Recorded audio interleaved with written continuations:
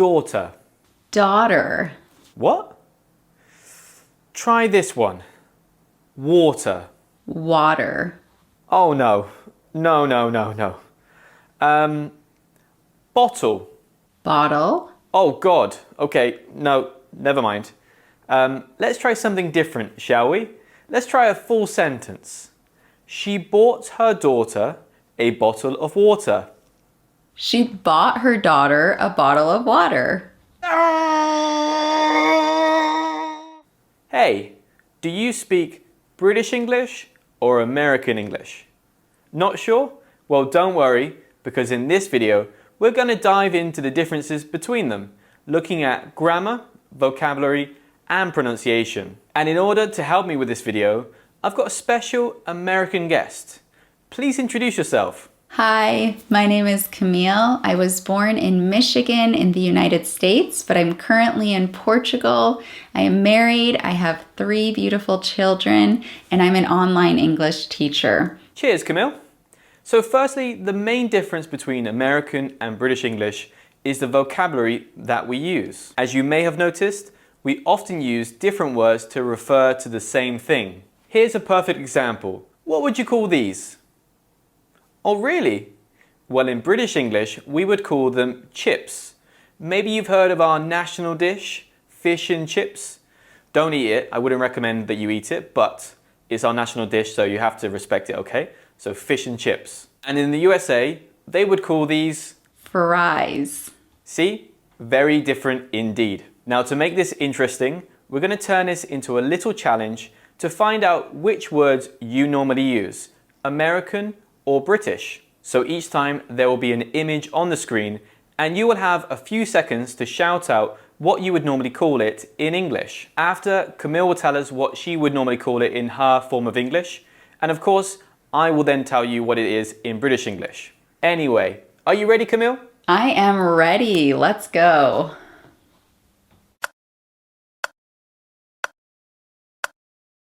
Chips. So in the UK, we would call these crisps. It's a little bit hard to pronounce. Crisps. Got a lot of wisping, crisps. So I think that's why a lot of people prefer to say chips. They take the US version because the British version is a little bit hard to say. Now the tricky thing is that if you're in the UK and you ask someone, if you use the American version of this word, you say chips, they will give you hot potato chips, like we saw in the other example, or fries in the US. So for us, chips are hot potatoes and crisps are the ones that you find in a packet.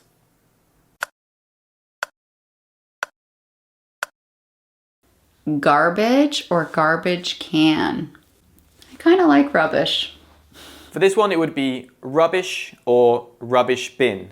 Rubbish, rubbish bin. Now, if you were to use the word garbage or garbage can, I think 99% of people would understand you because there's so many TV series and films from the US that we watch on Netflix. There's so much influence with media from the US that most British people understand what garbage can is. So there wouldn't be any confusion, so don't worry. You can use both.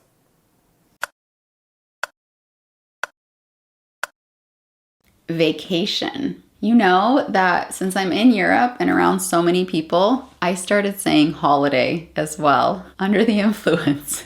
Sounds so bad to sound like I'm drinking. Holiday, holiday. I'm going on holiday. So for us, a holiday is basically somewhere you travel to, like when you go to the beach, you go on holiday, right? I'm going on holiday to Spain, or I'm going on holiday to the mountains, the Alps in France. I think the only confusion might be for people in the US is that they use the word holiday to refer to national holidays like Christmas, Easter, Thanksgiving, which we don't have in the UK, right? Don't forget that. We don't have Thanksgiving, okay? That's a US holiday.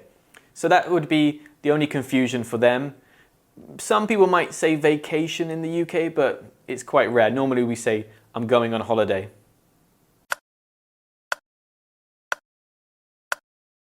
Truck. There's a truck going by right now. Yes. Lorry. Lorry. Lori is the name of a girl in American English. I don't know about British English, but we use it. So this one might be a little bit tricky for some people from certain countries to say. I remember a lot of my students from Japan had some difficulty with the L and the R sound. So if you're from some countries in Asia, it might be a little bit easier to use the American version of this word, use truck. But in the UK, we say lorry.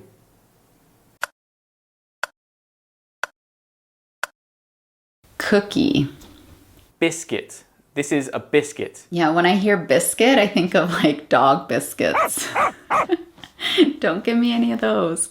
We do have cookies. I think for us, cookies are the biscuits with chocolate chips. So they look a bit similar, but they have the chocolate chips in them, whereas biscuits for us normally are like digestives, or they just don't have that same look as a cookie. So we have cookies in the UK, but we consider them to be different things. So biscuits and cookies are different.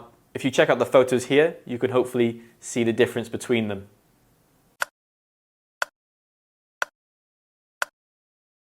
Flashlight.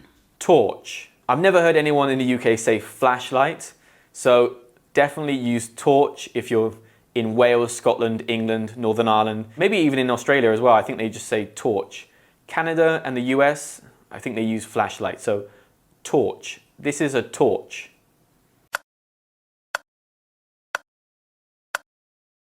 Stroller. Pushchair or pram. Yeah, pram feels like really sophisticated. I suppose pram is a little bit old-fashioned nowadays. Most people say pushchair really, but you could use both.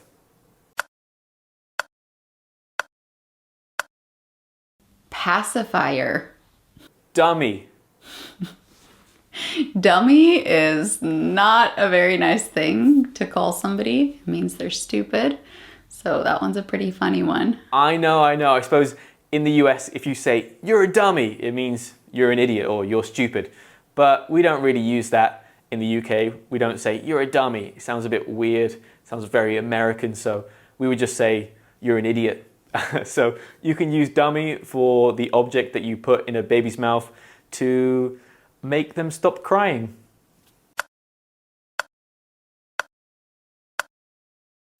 Pants. Trousers. Again, you have to be really careful with this one in the UK because in British English, pants are underwear. So if you're talking about pants, like, oh, your pants are so nice. I like your pants. It sounds weird. It sounds like you're talking about their underwear. So in the UK, we say trousers or maybe jeans, but normally trousers. So be careful. Don't say pants unless you want to refer to underwear.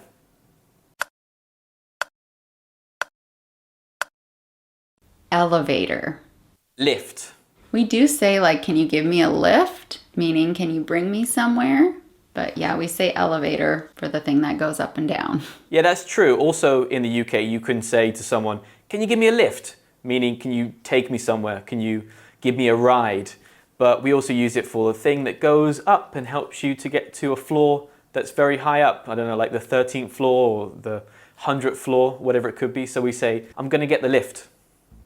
Of course, there are many, many more examples of words that are different in British English and American English. But we need to move on and look at pronunciation. But just before we do that, imagine having a conversation with a friend or a colleague at work and having the ability to receive feedback on your English proficiency.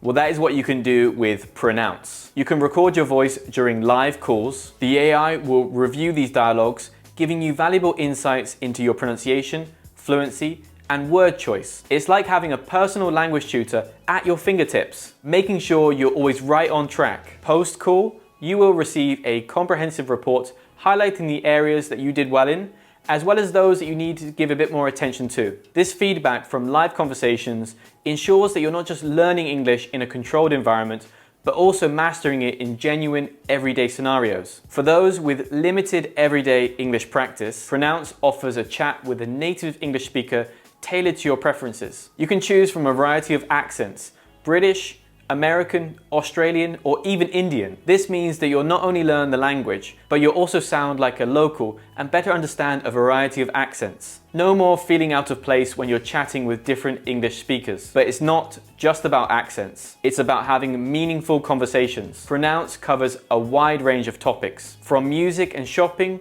to interviews and climate change. And if there's something specific on your mind that you want to talk about, just type it in to pronounce and they will help you to talk about it. The more you use pronounce, the smarter it becomes. It learns your unique speaking habits and keeps a log of words that you often use, as well as any pronunciation mistakes you often make. Click the link below to check your speech for free. Now let's jump into the differences between British and American pronunciation. The letter R is quite a good place to start. When the letter R is at the beginning or in the middle of a word, there's little to no difference between the way that Brits and Americans say it. Listen to myself and Camille say these 4 words. Rain. Rain. Brain. Brain. Berry. Berry. Spring. Spring. But when do you Brits drop the R? Well, if the R is in the middle position in a one-syllable word and after a vowel, we tend to omit the R sound. We also don't tend to pronounce the R word if it's at the end of a word. Yeah, in American English, we don't do that. We pronounce the R in these cases. Barn, teacher. Let's have a listen. Again, Camille will say them first and then I will say them after. Learn. Learn. Father. Father. Work. Work. Germ. Germ. Turn. Turn. Harbor. Harbour. Let's now have a look at the letter T. In standard British English, the letter T is always pronounced as T. This could be at the beginning of a word like television, in the middle of a word like attain, or at the end of a word like cut. However, here in the US, we usually change the T to a soft D when it's between 2 vowels. Saturday, or between a vowel and an R, like party. Listen carefully to these other examples with a soft D in American English and a standard T in British English. Better. Better. Water. Water. Matter. Matter. Pretty. Pretty. City. City. Hotter. Hotter. And finally, the letter T is sometimes dropped by Americans when it comes after the letter N. For example, in British English, we would say centre, interview, internet. In American English, center, interview, internet. Now let's talk about stress. Yes, even the stress in words can be different between American English and British English. There is a tendency for loan words, often from French, to be stressed on the first syllable by Brits, whereas Americans put the stress on the second syllable. For example, Adult. adult, Ballet. ballet, Brochure. brochure, Garage. garage, Vaccine. vaccine, Buffet. buffet, Detail. detail, and finally, grammar time. In British English, the present perfect tense is often favoured when talking about actions or events in the past but have a connection with the present. In contrast, American English tends to use the past simple tense more frequently for such situations. For example, in the US, we would normally say, I ate way too much food. And in the UK, we would say, I have eaten way too much food. American English, I went to the store. British English, I have been to the shop. Now, another slight difference with grammar that confuses a lot of students is the usage of prepositions. If we talk about the weekend in the UK, we would say, I'm going to a party at the weekend. That's interesting because in American English, we would say, I'm going to a party on the weekend. For example, we would say, I work Monday to Friday. How would you say it in the US, Camille? I work Monday through Friday. Oh yeah, one final thing, the verb get. In the UK, we conjugate this verb as get for the base form, got for the past simple, and got again for the past participle. And in the US, we would conjugate it as get, got, gotten. Okay, so that's everything for this video. I hope you have a better understanding about the differences between American English and British English. And remember, whether you use British English or American English, most people will still understand you. It's all about communicating and expressing yourself. If you want to continue practicing your English, check out this video. Click this video. Click it. Go. Don't forget to smash the like button, and I'll see you next time.